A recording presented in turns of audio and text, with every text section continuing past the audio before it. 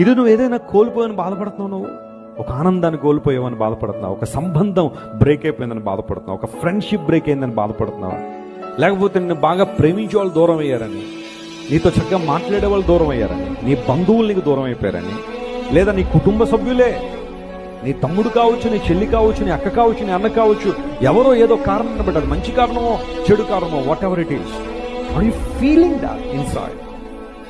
నీ ఎమోషన్స్ని ఏ ఒక్కరు అర్థం చేసుకోలేని పరిస్థితుల్లోనే ఉన్నావా? ఎవరితో చెప్పుకోలేని పరిస్థితుల్లోనే ఉన్నావా?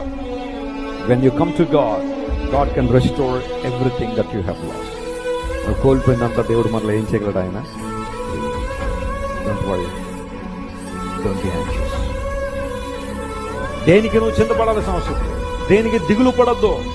రూతును హెచ్చించిన దేవుడు ఆయన నీకు సంపూర్ణమైన బహుమానం ఇస్తాడు. I'm telling you as a man of God, whatever the decision that you have taken for the Lord, you have a great